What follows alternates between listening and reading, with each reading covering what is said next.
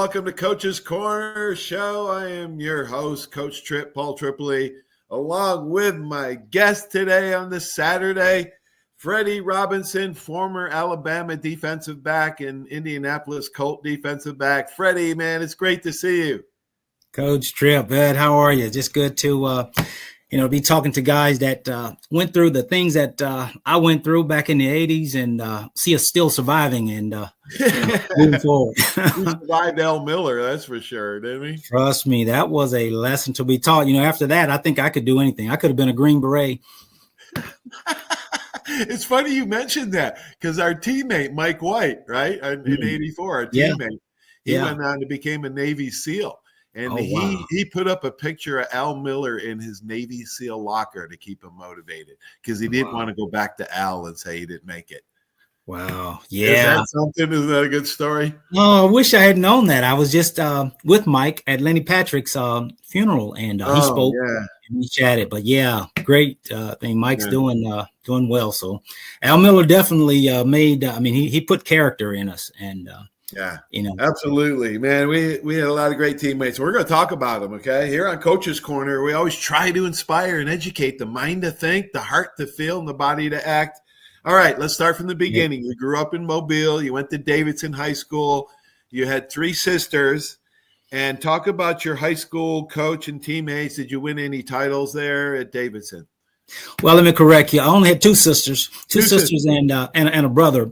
But we chased the title there. We were good. We actually, at one point, our defense only gave up 3 points a game. Wow. But we didn't make it. Our rival was Murphy High School, and which produced the Joey Jones and Joe Smith.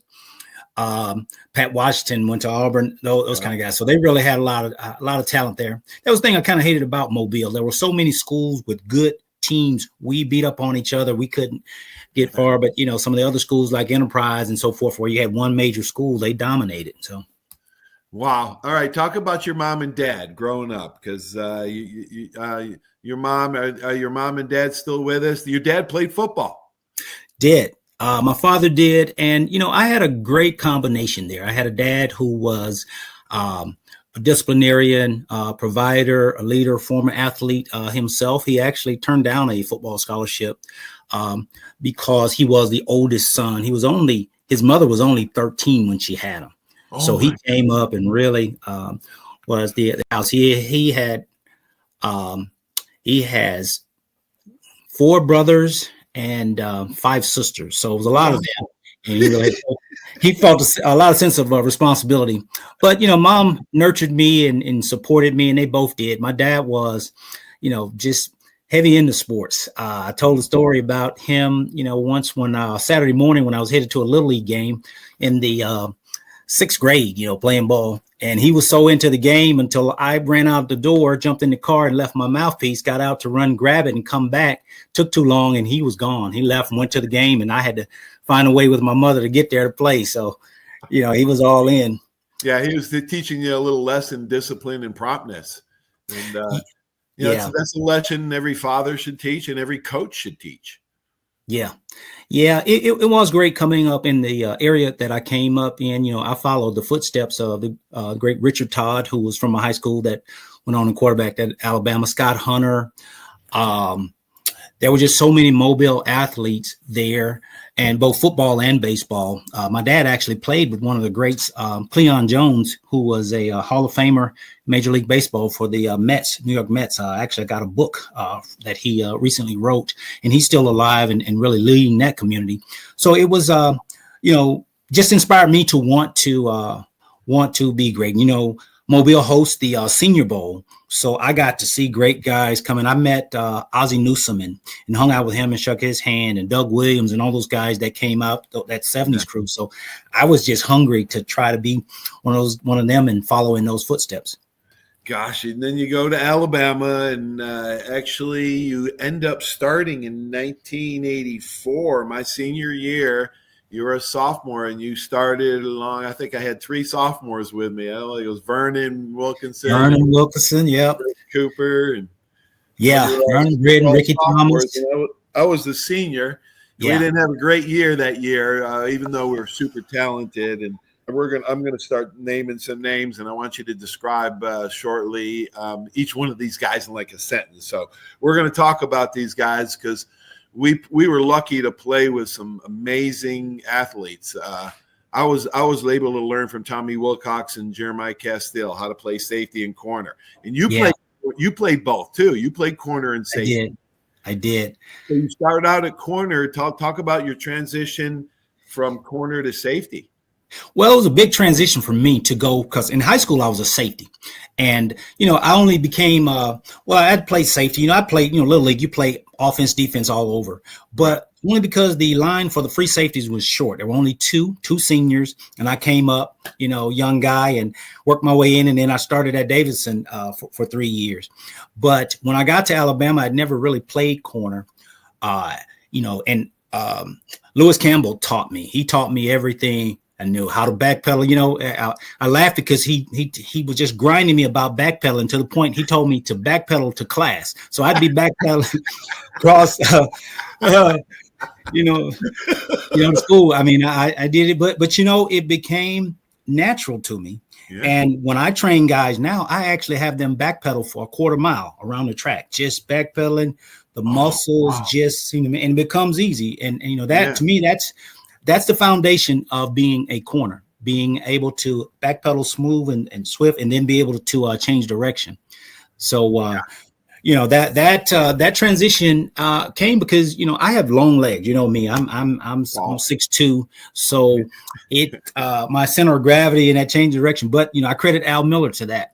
Off season, pipe drills, the box drills. We would do that. So those things really ignited those fast twitch muscles in me. Right. But it was good. But I think for me, it was kind of out of necessity. I was moved around in the secondary, as needed. So, against, in our era, it was about the run. It was that tall sweep. And of course, with Bo Jackson, Auburn, Tennessee, those guys, it was all about that, stopping that.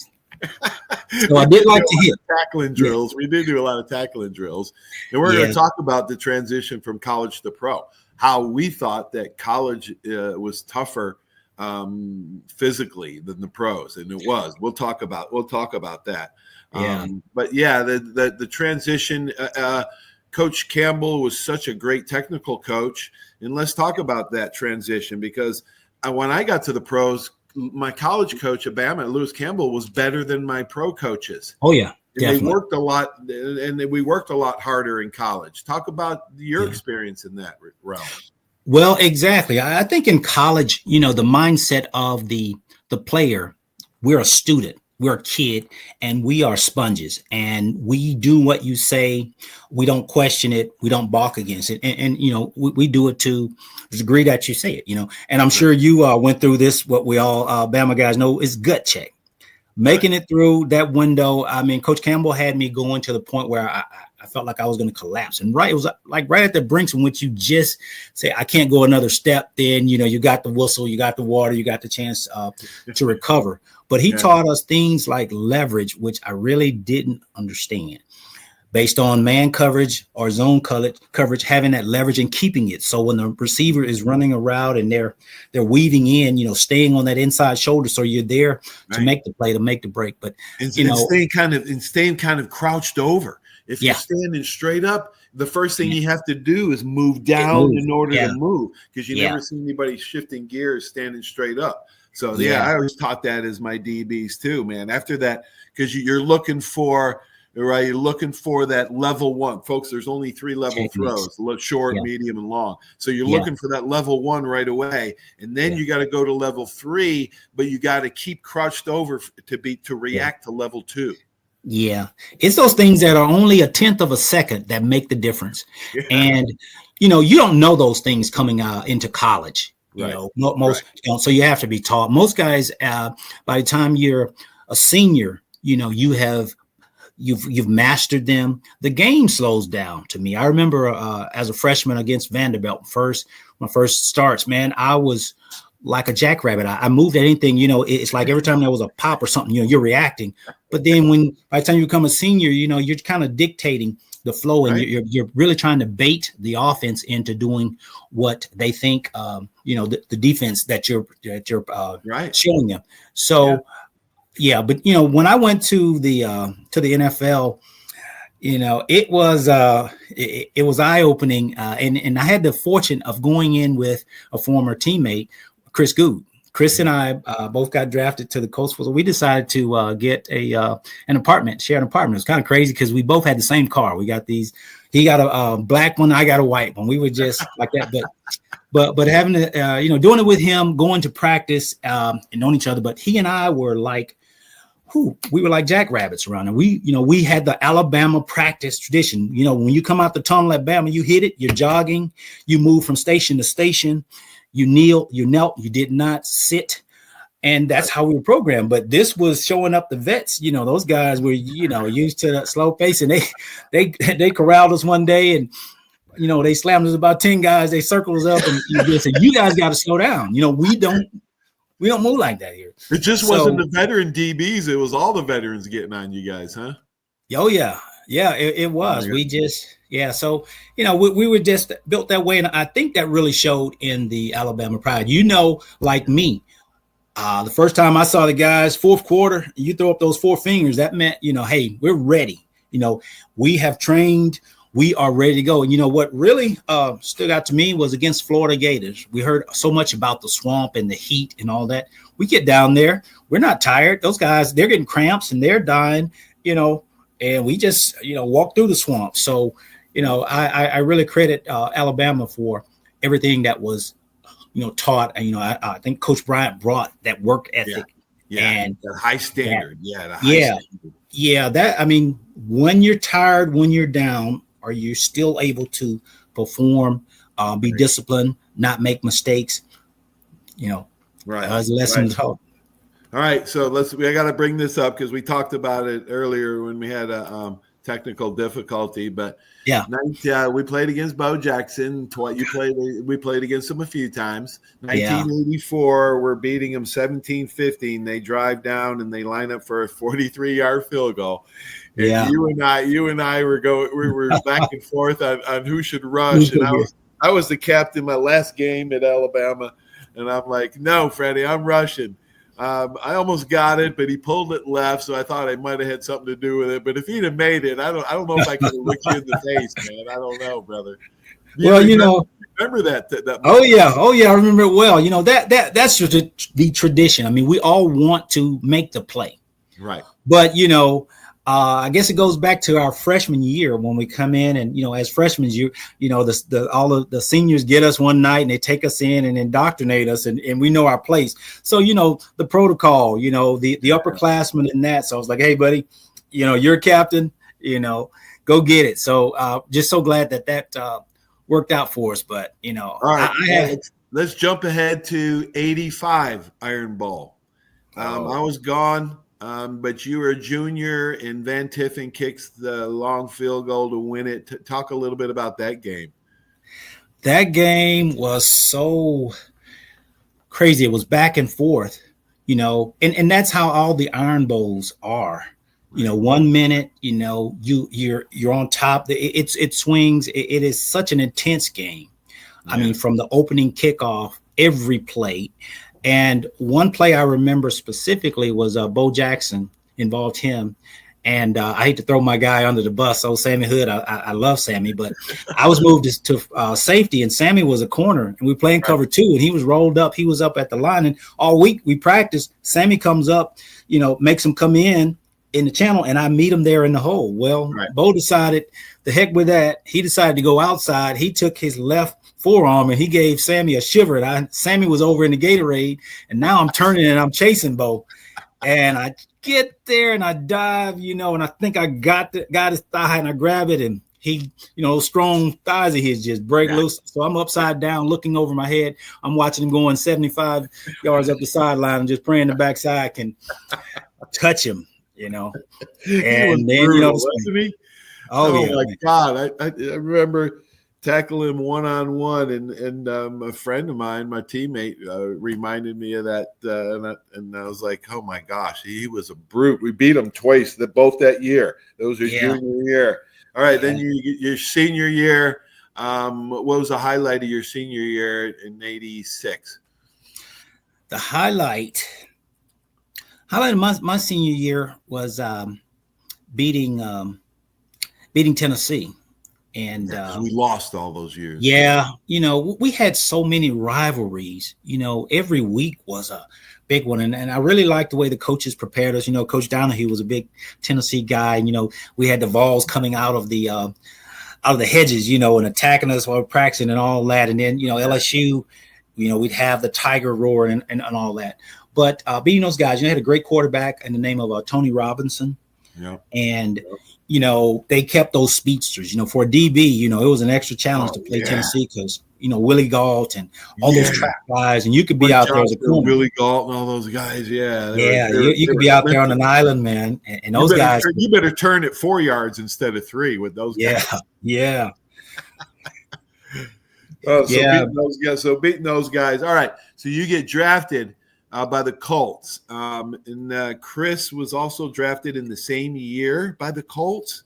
Now, Freddie, I gotta say this, and it's not a knock on any coach at Alabama, but the competition, people don't realize when you get to that level, everybody is just very, very close.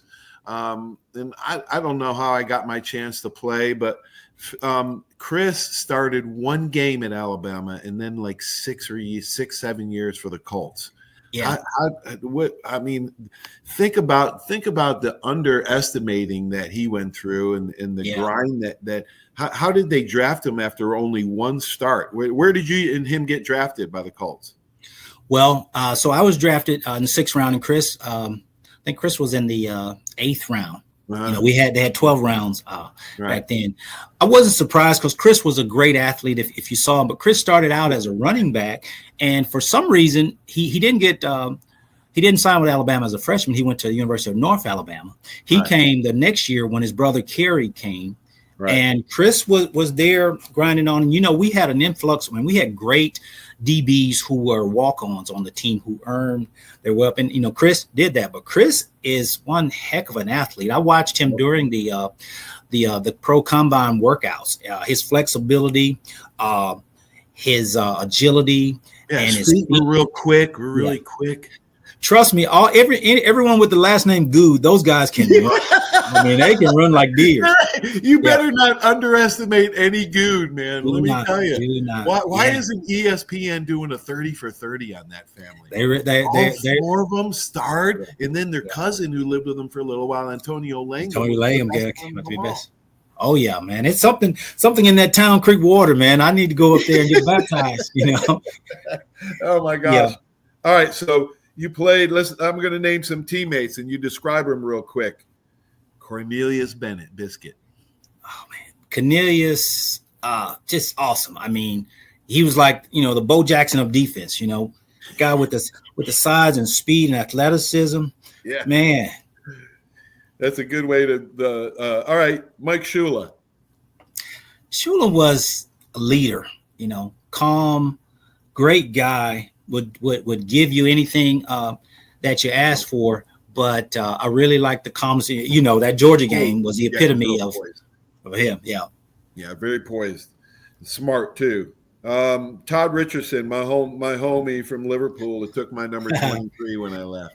Yeah, love Todd. I'll call him the speedster. Todd was fast. Yeah, he was. Quick and a little tough guy. I love Todd. I just gave him congratulating him.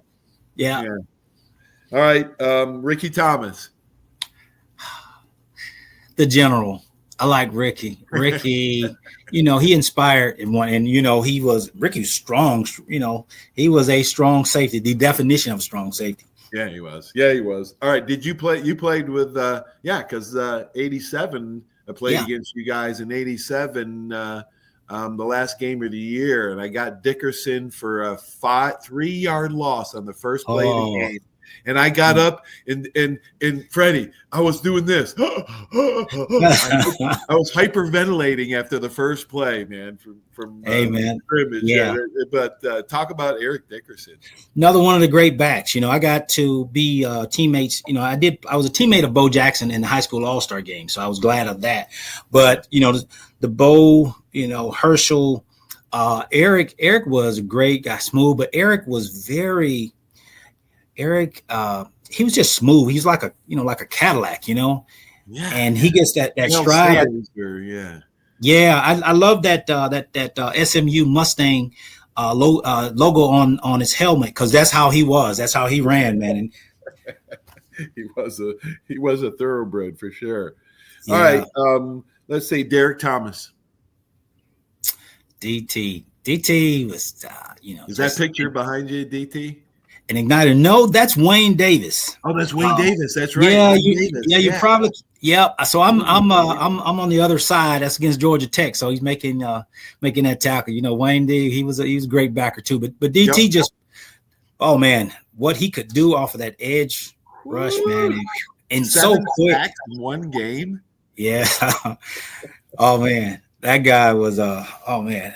All right, Big John Hand. You also played with Big John Hand in Indianapolis. Yeah, I love Big Daddy. Up front, you could feel secure, that you was going to get a good pass rush, or he batted down. 6'7". Yeah, 6'7". That long wingspan. John's still up in Indianapolis. Great guy. Love him and his family. He married a girl named Tanya, who was a Bama Belle.